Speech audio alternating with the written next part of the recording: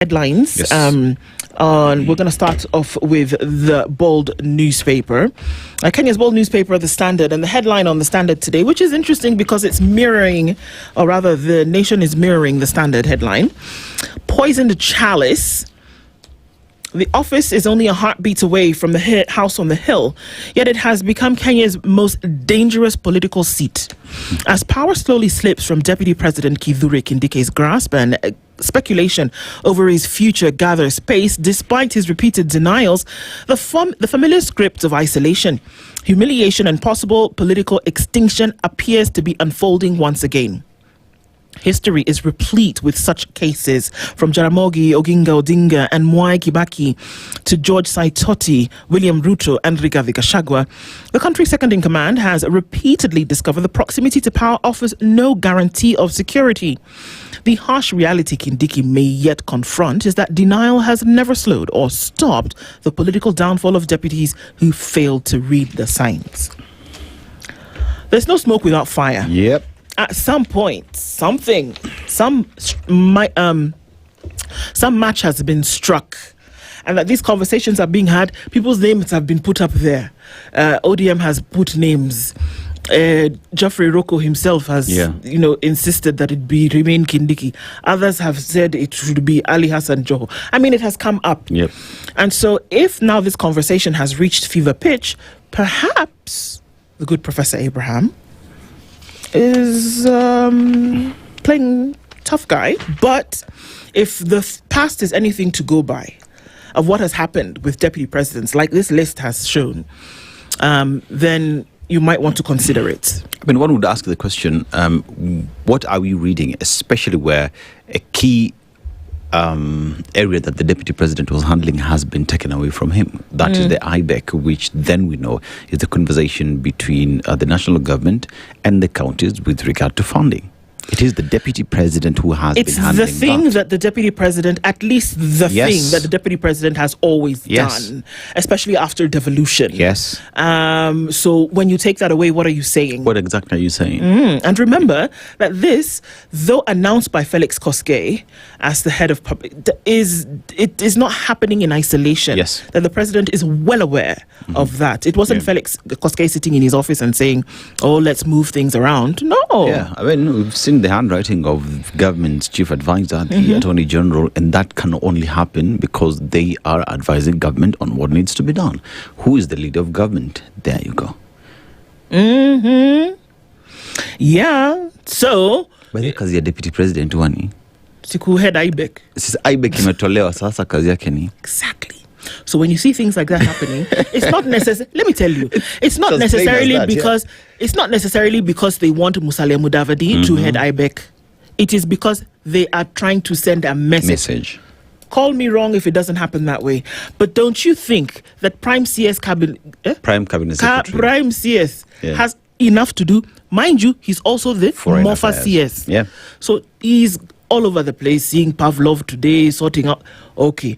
He doesn't have enough to do. So this is not necessarily that they want Musalia Mudavadi to do that job, but that they are removing this influence from Deputy President Kithure Kindiki. Because if you were to be asked, just like you said, what else does he do? As opposed to going empowerment program. Can't see. Now, the one thing that you can say for real, when IBEC meets and he chairs IBEC, and opens the stumbling blocks when it comes to funding for the counties, which is key. So in short, without mincing words, is he's been fired from his role in IBEC. Then people say, no, he wasn't fired and he's just moving things around. Let me tell you something. When you are doing something and then somebody says you stop doing it, that's firing. That's firing. Yeah. He fired you from the position. I'm very sorry. But these are the signs of things to come. We want to quote it in a lot of legalese language and whatever. No.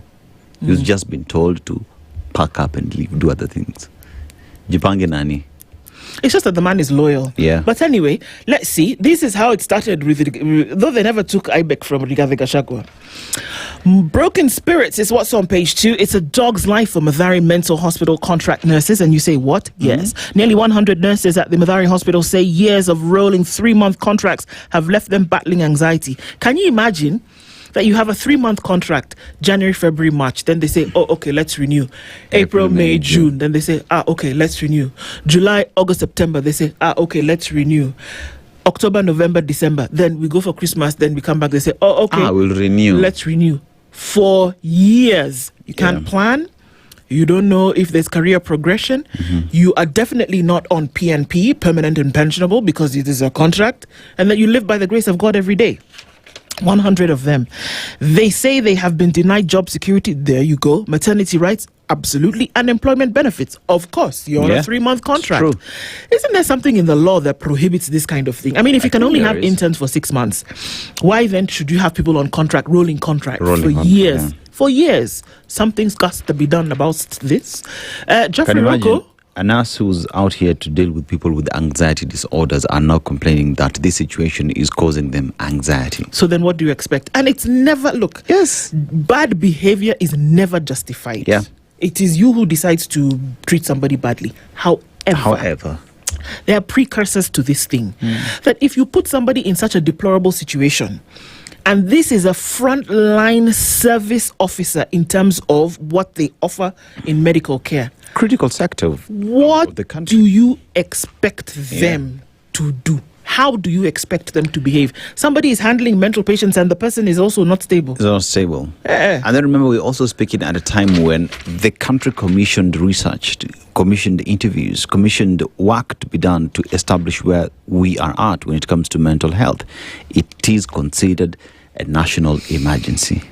But look at what we're doing to those who are supposed to help us deal with it. One asked the question, that report again, what are we doing with implementing it? Because in that report also talked about numbers of professionals in that space. But those who are helping us are the ones that we're mistreating. Are we ever serious? Anyway, let's move. There's a story on page 3 that has me laughing, but it's not the story on the top of the page is not the one.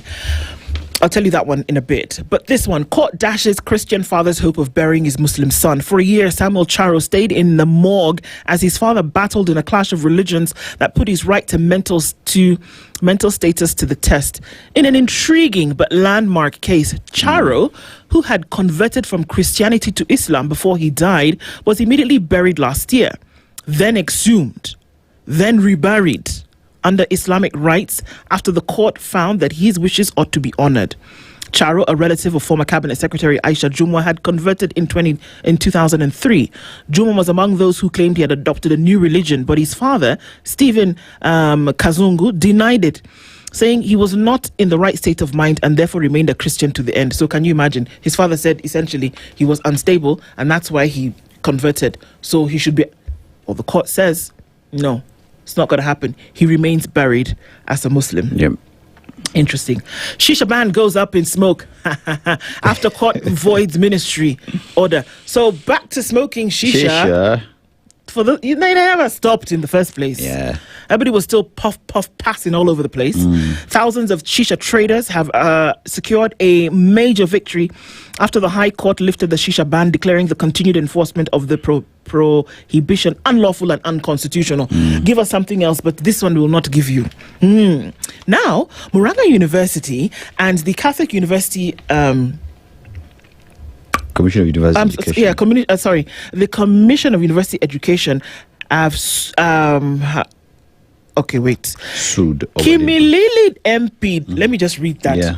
Muranga University and the CUE sued over Didmas academic papers. This